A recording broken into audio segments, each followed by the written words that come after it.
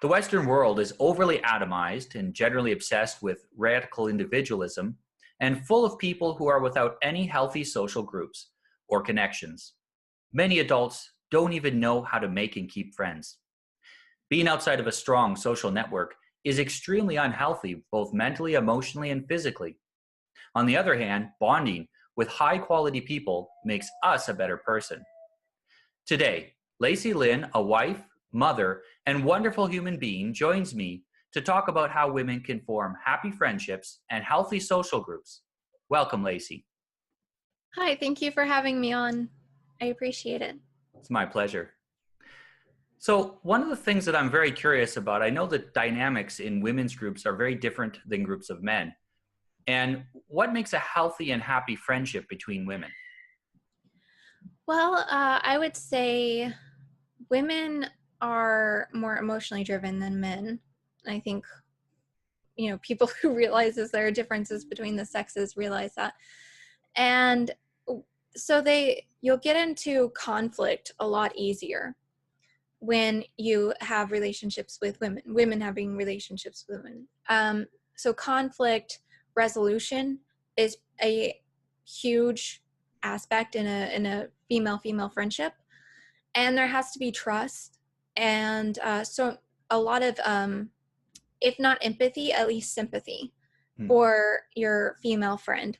So even if you haven't been in their situation, or if you haven't experienced what they've experienced, if they come to you, because women communicate problems, men deal with it differently. They communicate, but they communicate differently. Women are kind of just let it out.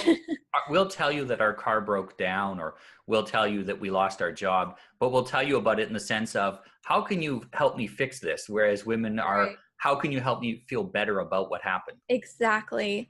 And so I think conflict resolution, over this last year, I've actually gained and lost a ton of friends in the red pill community.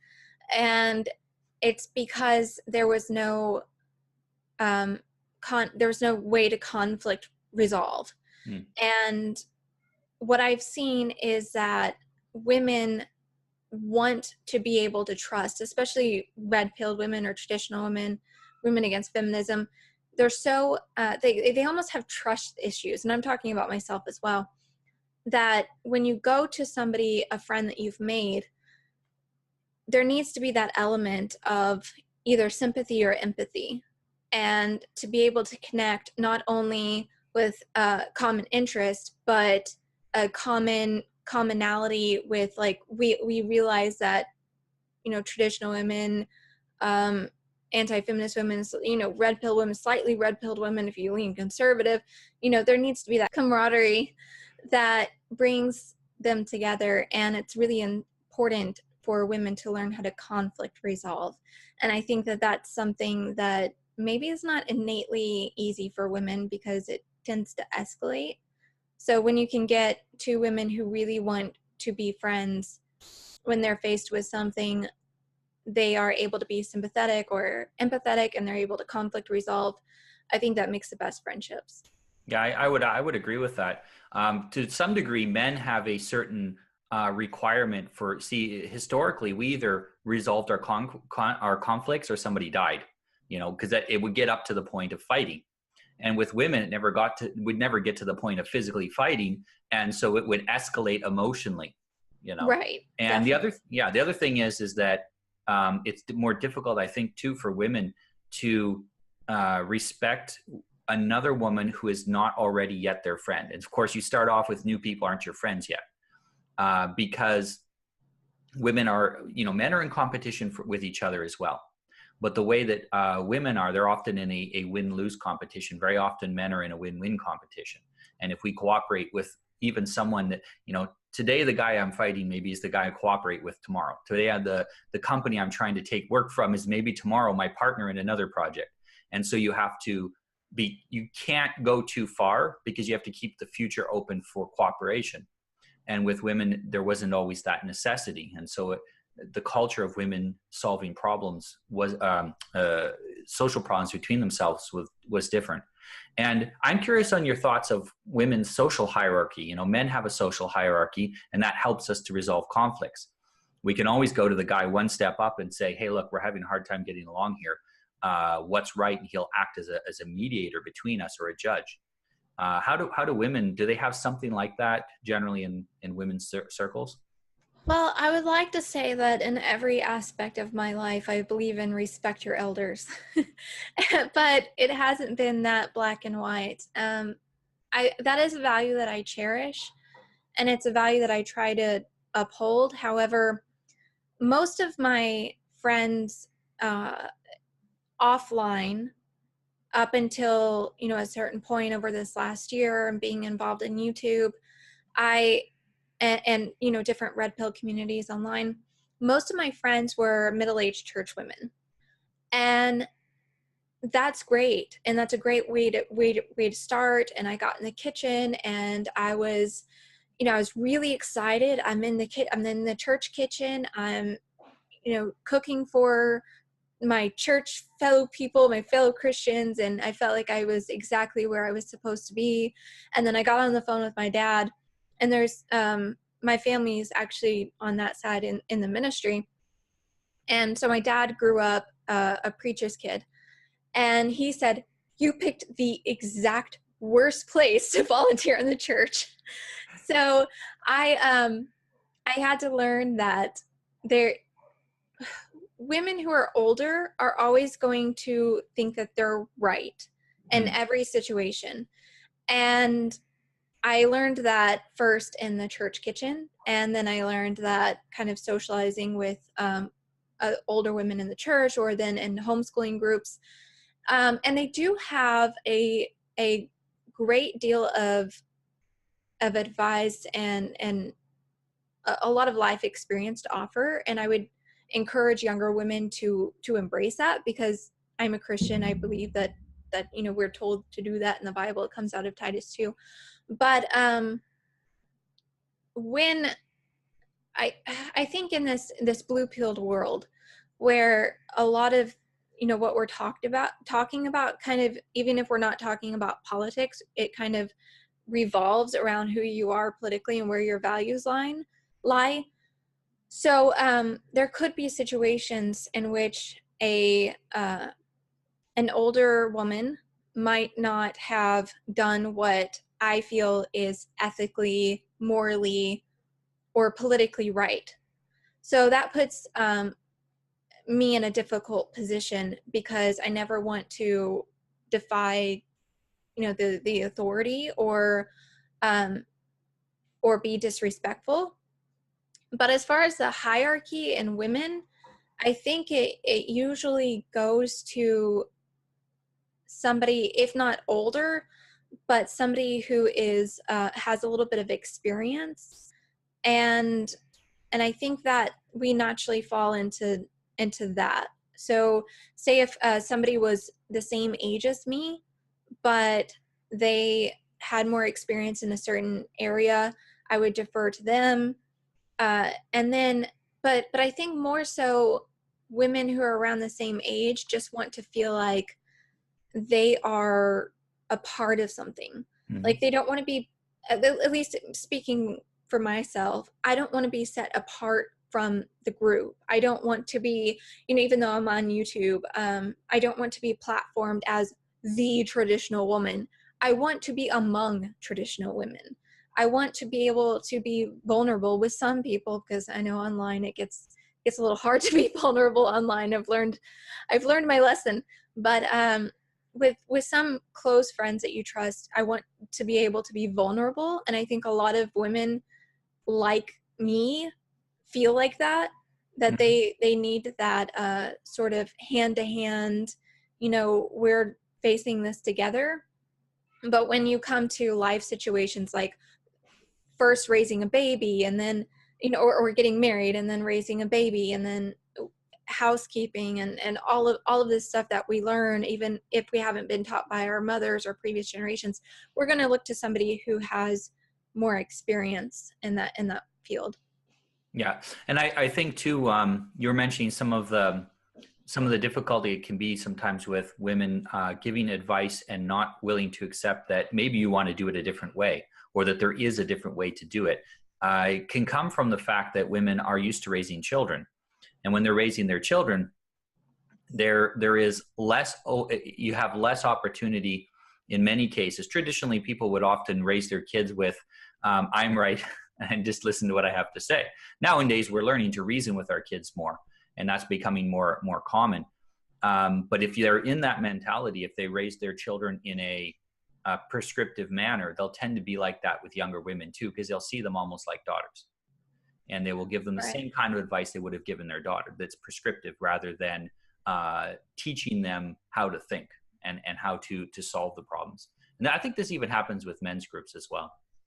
Well, I think that's a really good point, that you want to kind of encourage that critical thinking, and it's almost like cooking, right? You can have the recipe, you can know exactly what to do, somebody can tell you exactly what to do in a recipe. You get in the kitchen and for some reason it just does not work. You have hot spots in your oven,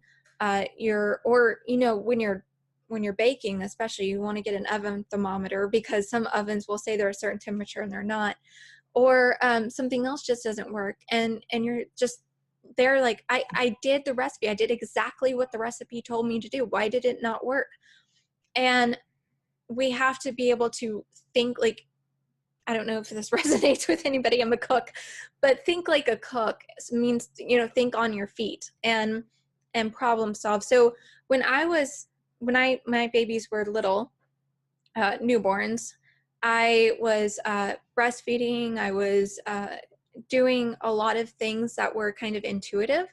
And that was because of my mother-in-law. And my mother-in-law, she took me into her kitchen and she showed me how to cook intuitively. She showed me some recipes, but she also showed me, what, just kind of how to go with the flow. I say, let the asparagus snap, because when we were in the kitchen once, I was actually chopping asparagus so they would be in the exact same length, every single one of them the exact same length. And she's like, you can just snap it, just snap the asparagus, just so it's a little life lesson.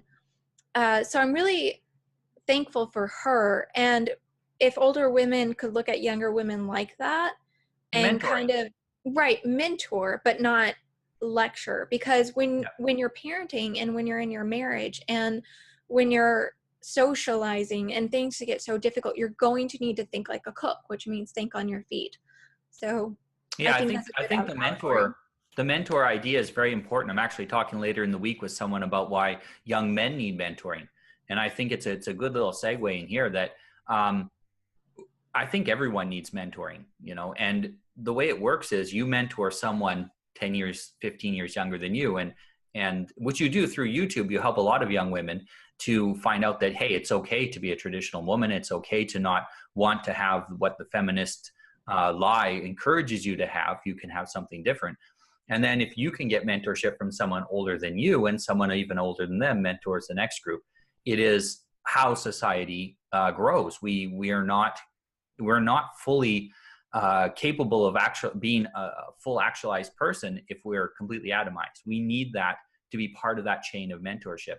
And very often it would go from parents to children, but actually historically, many parents would send their kids or the young ladies, young men off to a relative or a friend's home for a while to learn things from them so that the children had a more well-rounded and well-balanced attitude. The idea of mentoring is really a traditional part of our culture of helping other people, whether it be to learn a specific skill or just helping them. And that's what a mentor is. It helps you to do things. And I think it's very important with women to mentor with love as well. There will always be a little friction, but that if there's real love and concern in the mentorship, you will have you will build up a sufficient bond of trust that when you tell them hard things, they will listen. And you haven't built up enough trust if the person isn't listening to the hard things you're telling them. So you build the trust with love and mentorship first, and then you can tell them the difficult things. Exactly. I completely agree. And that goes for uh, back to our previous discussion about female friendships, even if you're the same age, there needs to be that same level of trust, because even if you're the same age, you might be told by your fellow friend that of the same age, you know, I'd like to support you in this situation, but what you did was wrong. And some of those hard conversations, I mean, it can get really uncomfortable and really tough, and especially when we're just trying to do the best that we can every day. And people who really take motherhood seriously, women who take motherhood seriously, and they take our values seriously, traditionalism, they take homemaking seriously, the whole world is telling you you're wrong. Hmm. So when a friend tells you you're wrong in a situation, it hits hard. And but there needs to be sort of that balance, kind of that tug and pull, I feel, even in a friendship of the where the ages are the same. Say I Hmm. have a friend who's very close in age with me, and we had a recent conflict, and we kind of had a tug and pull situation where, you know, iron sharpens iron. We had to uh and we were able to conflict resolve, and everything's fine, but we kind of had to you know, we want to see the best in each other, and we want to be able to trust each other. Like I said, trust is a very a currency that's more important than money, I think, in this day and age, especially in the political sphere, or online, or doing any of this. You need to be able to trust. So if you don't have that tug and pull that kind of challenges a friendship, then you're never going to be able to experience that trust when you have uncomfortable conversations. And I have met people who have done that for me, and I really admire them for it, and I thank them for it, because they make me a better person. Yeah, So I've had people, clients come to me and say, well, I did X, Y, and Z. And I said to them, what did your friends say about that? You know, because they're plenty old enough, they're living far away from their parents. So their parents wouldn't know about it. But I said, what did your friends say? Oh, my friends were, you know, they didn't really say anything. And I said, you need new friends. You know, exactly. that because the mistake you made was you know, we make foolish mistakes as human beings, and hopefully we have friends with perspective around us that can help to straighten us out. You know, as you mentioned, iron sharpens iron. I'm Oh, and curious if you how. get, oh, Go I'm ahead. sorry. Go ahead. If you get a friend who, you know, you just said your what did your friends say? If you get a female friendship, and a woman comes to another woman with a problem, and she says, "What did your husband say?" Then do not take offense to that. Just go to your husband. She's giving you good advice. Yep. And I'm interested. How do women develop that trust that's so important between each other? What's the process for developing trust? Well, I see, my situation has been kind of, I don't know if it's abnormal. I have seen that it's more normal than I thought it was. Getting feedback from YouTube and getting feedback on social media, that a lot of people didn't know that they went through similar experiences or had similar life experiences. But I guess it would be in the minority overall, you know, on a global scale. I grew up kind of I wasn't a social butterfly. I was an academic. So when I grew up, I realized, you know, as an adult, I realized that I hadn't developed those social skills. And I had seen people, you know, in high school, and my sister is actually a social butterfly, but I had never developed that myself. So when I had children, I realized just how isolating it is to be a housewife in 2018, 19 now, 2019. And I needed to reach out. And it's not something that was natural for me, but I needed to basically just jump in the water and survive. So for a while I was kind of pedaling like a dog, trying to keep above water, and but I learned, and it was a lot of trial and error, and it was a lot of okay, so you don't say this in a social situation, but I've realized that nobody is mad at the person who brings a cake. Mm, So yes. that's something. um but I, through church and through gaining friendships online, and then meeting people who I've met online, offline, and then I have moms groups in the greater homeschooling organization that I'm in. For a person like me who has the values that I have, it it's hard. You have to kind of jump into icy waters and just see if you will rise up to the top. And it's scary, but you need to do it anyway, because Mhm. that's the only way that we're going to rebuild these communities. We're going to push back against the modernist agenda that is breaking down our communities. So you get out there, you might see that people don't have the same values, or they may have similar values, but you're able to connect with them in some way. And in some instances, you have to take what you can take at that point in time. We can't be so choosy right now with who are our acquaintances. Don't just make friends and then just start trusting everybody. But with the way our communities are right now, we have to get involved in church. Well, there's not a traditional church around me. It doesn't matter. Get in the church. You can be the traditional person in the church, and you will affect somebody. um, well, I don't have a social circle. Okay, well, I got it on by doing a Google search. Actually, I literally went and Googled homeschooling support groups in my area. I tried a couple of different ones, and this one stuck because they're very involved, and they have lots of different activities, and people get to know each other, and they go out with their kids, and they have moms things. So, and yes, I've been in some really difficult social situations where it's like, I don't know what to say. Feminism comes up, and it's like, so but it's something that, you know read Emily Post.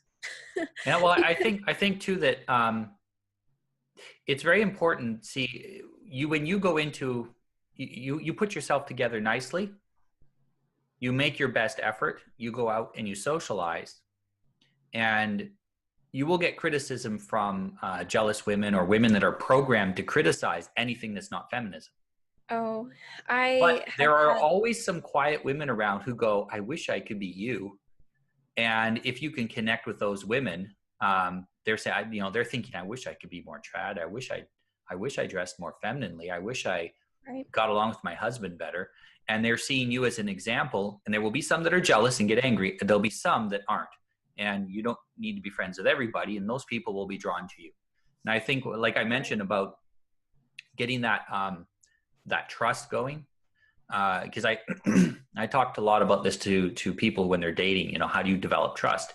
And I think it has to do a lot with, you mentioned actions. You mentioned a lot of actions: bringing a cake, just getting out there and being out there, taking the effort to go and meet people and spending time with them.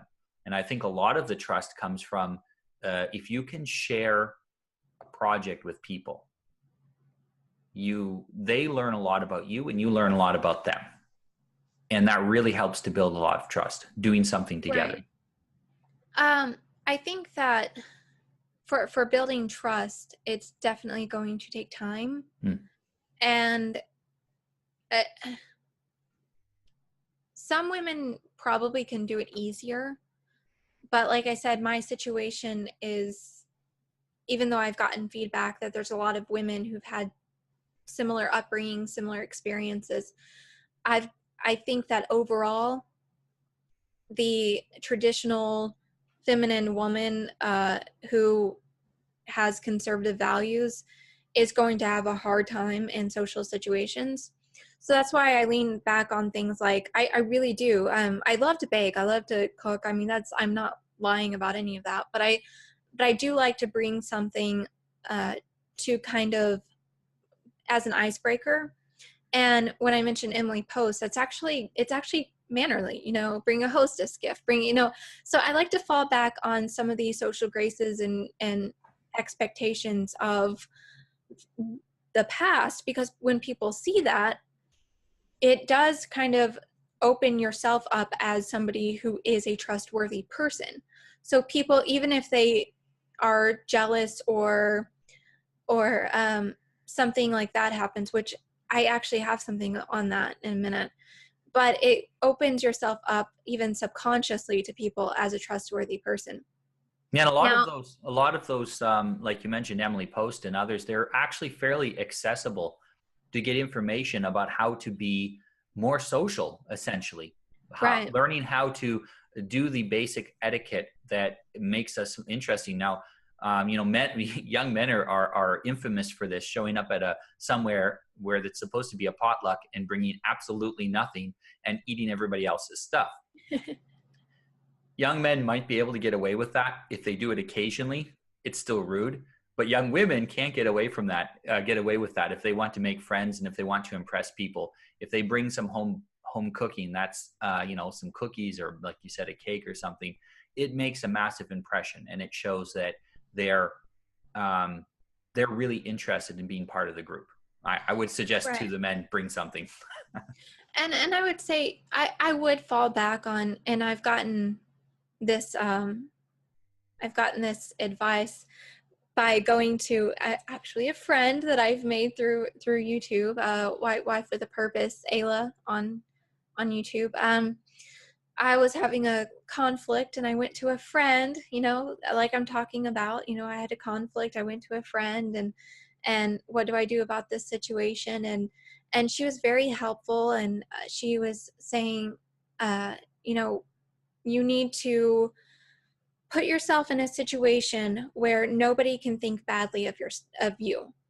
Uh, you know, Show up on time, be really friendly and nice to people, pick up after yourself, smile, and just go out of your way to be a friendly person. Because in this situation, I was stuck with somebody who has some power that didn't like me. So I was having to uh, kind of, I was anxious, I don't want to lose this social circle. What can I do to save it? And what she said really made sense. You want to show yourself as a trustworthy person. So even if that person goes around saying stuff about you, nobody's going to believe it. Mm-hmm. And I think that's really great advice. About the jealousy, I did want to touch on that for just a minute. And I plan to make a whole video about this on YouTube, because I think it's such an important topic that I think people want to keep quiet about. And I guess I'm not that type of person to keep quiet about it. Anything that people So want to keep quiet about is something you need to talk about. exactly. It's not it's not a comfortable thing Mm-hmm. to talk about, because people will assume, oh, you just think so highly of yourself. That's not true. But I have run into many, many, many situations in my life socially where people were jealous. Does that mean that I'm big-headed or that I think that that I'm the best thing out there? No. Women can be really catty, and because I put effort into my appearance, and because I put effort into my marriage, as that I believe in submission, and I check in with my husband and people know that. And because I put effort into my home and my cooking, and especially cooking, if you go to a social situation and you bring a cake and it's made by scratch, you get people who really love it, and then you get people who are jealous.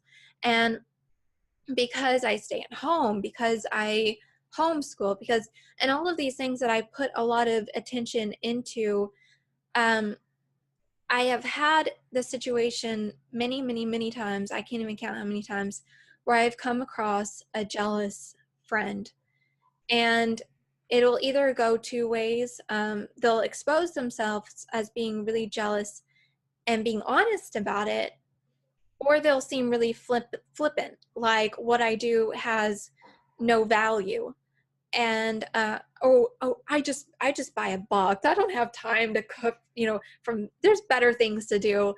And it's both are really hard because I would say that the person that's flippant, I would probably just not engage with that anymore. But it does hurt. It does hurt. But the person who's really honest about it, I would invest more in that friendship, because you could really say, you don't have to be jealous. You don't I'm nothing to be jealous of. You can do the same thing. I'll invite you into my kitchen. I'll invite you into my house. I want to be friends. Like I said before, I don't want to be set apart from the group. Women like us who have these values, we want to believe that we can make friends, because a lot of us have been through friendship after friendship after friendship that just went bad at some point in time, and then we never hear from that person again. And especially online, if you make your friendships online, it's so easy to just block and walk away. So when you're talking about in-person friendships, you really want to invest in that. And Well, anyone who will talk to you about something that's uncomfortable for them, an uncomfortable feeling that they're having, and they will talk to you honestly about that, that's very embarrassing. That means right. they're offering you a certain level of trust. They're trusting you to hear this embarrassing thing about them. And if they're offering some trust, that's a good indicator that they're also trustable and that you can offer some trust in return. I have a theory, though, why people get jealous.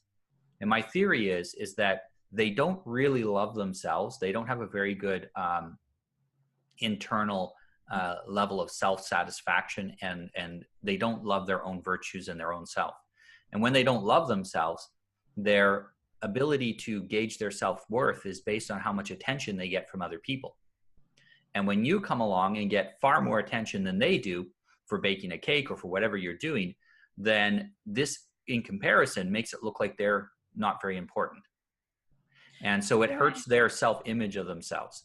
And the reason perhaps maybe why you don't get jealous as often is because you have a healthy understanding of who you are and a love for yourself. And that helps to prevent it. I do. I agree, but I think it's more than that. I'm not immune to jealousy. I have faults, that I'm insecure about, and I look at people where that's their strength. And say confidence is something that I'm not really good at.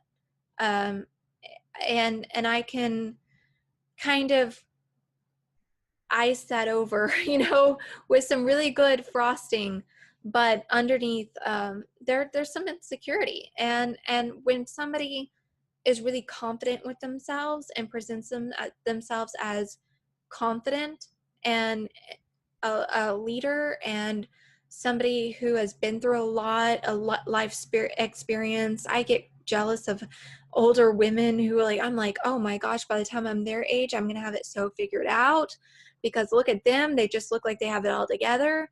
So I'm not immune to jealousy. And it could be kind of a attention seeking thing, kind of what you're talking about. People get more attention for a certain thing, but I think it has a lot to do with how feminism, especially women, how feminism has taught them to be and how they're supposed to be naturally. So when you have a woman who, I'm not going to name names, but this is an actual life experience from a friend of mine. When you have a marriage that is hurting, and then you realize, well, okay, your friend isn't being submissive, or your friend isn't putting enough time into their marriage, or they could be doing something that like, I've been in this situation as well. Here's what I did. My mother-in-law, she had given me some advice on, when you're in, she's great. She's a great mentor. She's given me advice, when you're in trouble in your marriage, you want to look at yourself, and for the Christians out there, she prayed to God and God told her, this is what you need to do. Look inside yourself and see what you can change about yourself. And I think this is what a lot of our mutual friend, Jennifer Cross, and with the work she does with Fascinating Womanhood really teaches you how to look inside yourself and become the person that your husband, uh, worthy of your husband's leadership, and kind of influencing him through a way of improving yourself first. And I really appreciate that. So when you have that jealousy issue that might be in a marriage, or that is, when you see that in a friend, you have the opportunity to kind of, in a nice, easy way, keep them kind of accountable. And I think women used to hold each other accountable before feminism, and there were social expectations and reasons, consequences, for not being accountable. So women used to hold each other accountable so much more than they do now. And if we were to have these traditional communities rebuilt, I would like to see that societal pressure of women holding other women accountable. And, that advice that I had said just a little while ago, if you have a friend that says, what does your husband think? Trust that friend, because that's actually holding you accountable. And that's really good advice. It affirms the marriage. And instead of coming in like an attack dog saying, you're just doing this wrong, you're likely to make that friend kind of recoil. But if you reaffirm their marriage and put an emphasis on the marriage and the family unit, and that you as a friend are invested in your other friend who you want to see succeed, I think that's a great way to handle that situation. Yeah, I think this is very important what you're mentioning, and I even speak with men about this. They'll ask me, well, how do I become more alpha or become more of a leader? And I say, well, just care more about other people. Start caring a lot about other people and if they're going to be successful or not, and then taking care of them. And that's really what the leader is. And even amongst women, if you want to have friends, whether you're a man or a woman, caring a lot about the people who you're with and taking actions to help them achieve their goals is going to put you in a position where they're going to trust you more. There's going to be a warmer relationship. And you also have more authority in the relationship then. So you can tell people when you need to, that there are things that aren't good. When things aren't going good, you can tell them that.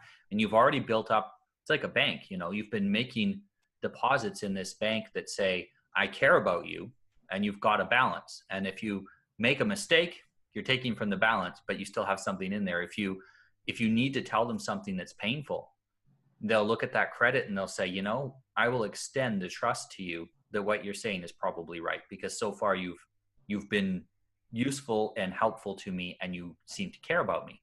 And I think this is often, there's a lot of people that want to give advice and they don't want to first build the trust relationship necessary to give that advice. And I think a lot of times, from what I've seen, that's what damages female relationships, is giving the advice before they've built the trust. Exactly. Also, I would like to add that if you're an extremely empathetic person by nature, more so than I guess most women, like myself, you will need to kind of try harder to establish yourself as somebody who, maybe not alpha. I don't really would consider myself an alpha or aspire to be the alpha female. that's just me. You know, somebody else can, but it's not really my personality.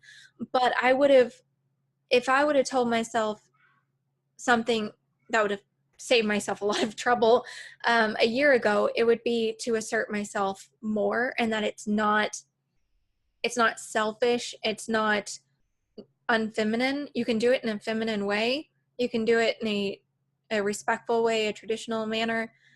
But I've been in situations over this past year. I mean, I'm not going to lie to you in this interview. There's been some very difficult situations and things that I've had to learn and look at what I did wrong. And one thing that I did wrong is that I was not standing up for myself enough in some friendships. And unfortunately, that affected other friendships that I should have been paying attention to more. So I would say establish yourself as a trustworthy person. But like I said before, that trust comes over time. So don't give too much of yourself if you're not giving enough back, because there's a lot of people who will take advantage of you.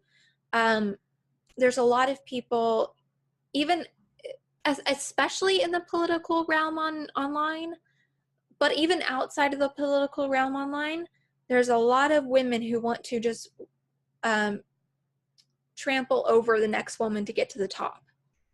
And I think that is somewhat female nature, but in an unhealthy manner. It's been influenced by feminism, because, you know, women competing for the top job, or, and then we get all this unnecessary stuff that we focus on outside of the home, family, and community. So women will trample over other women. So if you're giving too much of yourself, notice red flags of, am I getting something back? Am I getting something back in this friendship? Do not put yourself in a position, be vulnerable, be encouraging, be nice, but that doesn't mean you have to be a pushover. Yeah. And Well, and you if can you are, assert yourself. yeah, and if you are assertive, you'll actually be more trustful in the long run. It's difficult to trust people who aren't very assertive, because you don't know if they're telling you something because they think you want to hear it, or if they're telling you something because it needs to be said.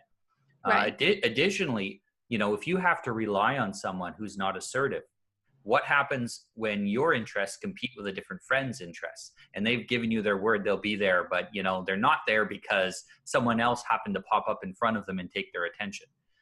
No, it's I think big part of being trustful, and actually a big part of being empathetic, is also to have good boundaries and be assertive, Oh, because definitely. And I've you learned can't. that. Sorry. Sorry. If you're empathetic and you don't have good boundaries, what ends up happening is you end up hurting people, and so your empathy is not well placed. And as that this developing boundaries is really difficult for women, because it's typically men set boundaries and women explore those boundaries and push the boundaries and things like this.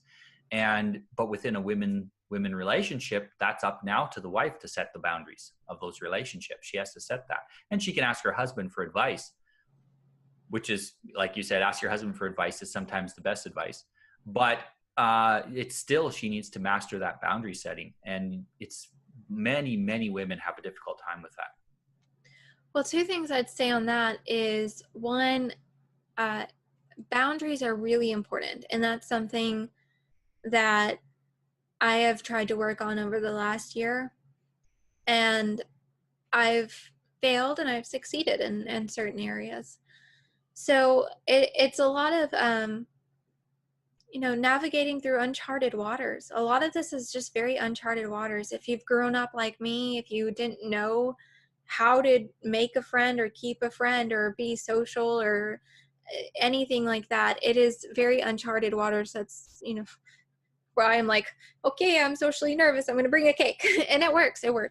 But boundaries are really good. And if somebody is demanding your attention in this day and age, it's so easy to think that you can be everybody's friend, especially when you get online and everybody's like, yes, I'm against feminism as well, or yes, I'm traditional, or yes, I believe in nationalism. And then you just start collecting everybody. And then I've realized that over the last year, my social circle goes like this. It's like trusted friends, are a very smaller circle. And then it kind of grows. And the amount that I'm vulnerable and the decreases as the circle grows bigger. And the boundaries that I hold increases as the circle gets bigger. And I don't need a big circle of people that I'm really vulnerable to and have diffuse boundaries.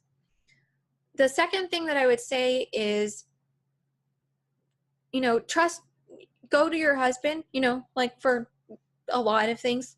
But try, if you're a woman and you're having difficulty in female friendships, you can go to your husband once or twice, but I wouldn't do that all of the time.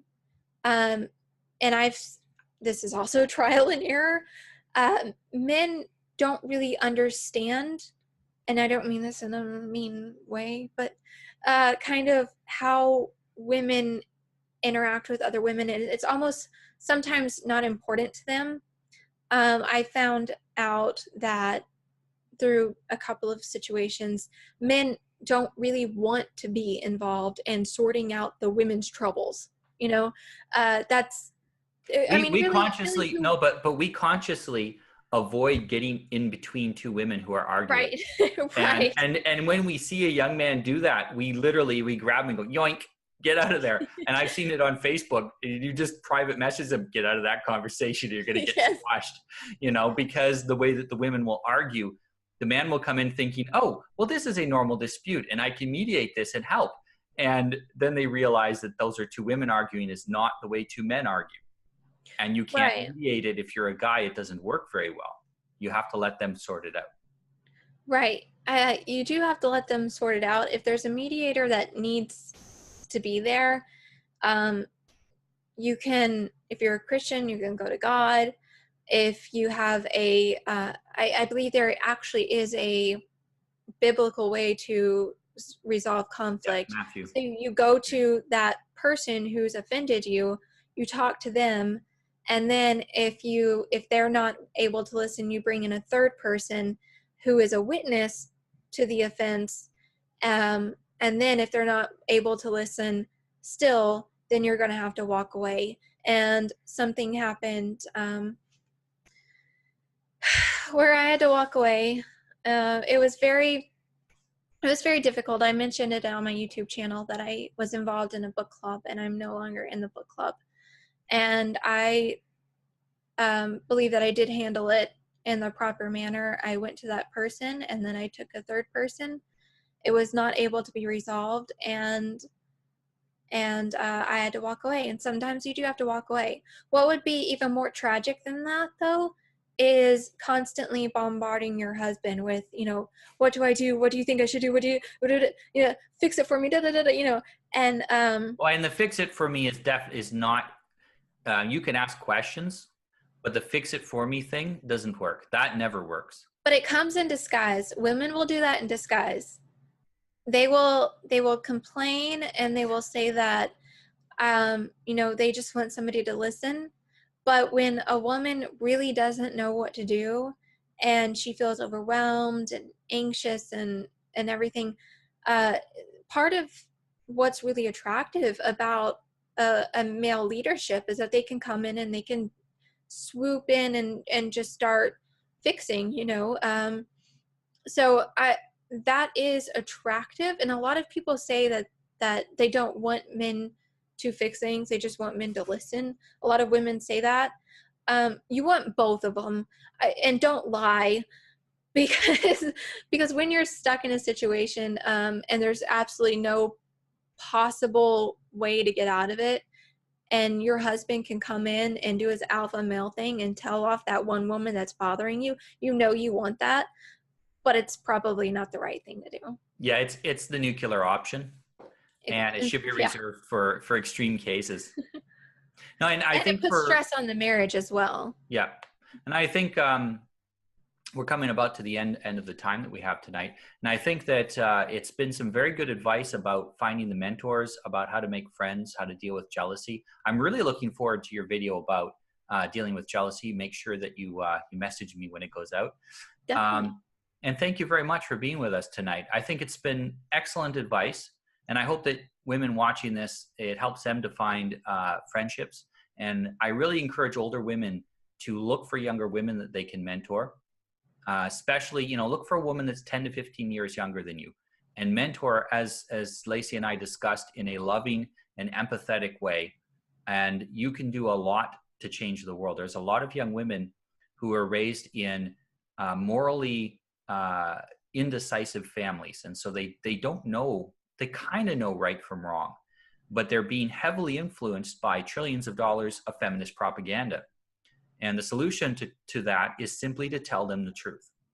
If we show love and concern for these young ladies and we tell them the truth, for many of them, that's all that's necessary for them to abandon the lies of feminism. Once you see that you've been lied to, you mentioned before, a lot of women who came from feminism to the trad community, they have trust issues. Well, of course they have. They've been lied to all their life by feminism. Their parents never stuck up enough for them to say, no, this isn't true, and feminism is a lie. And now they've had so many people lie to them that their trust has been broken. But we can conquer feminism. We can undo all of this damage that's been done to the West if we tell the truth and if we take an empathetic interest in others and in our neighbors. Definitely, I agree. Thank you for being with us tonight, Lacey. I'm going to put you. links down below so that people can also find out more information from Lacey. And please like and subscribe to this channel. And see us also on smv4k.com. Good night. Thank you so much.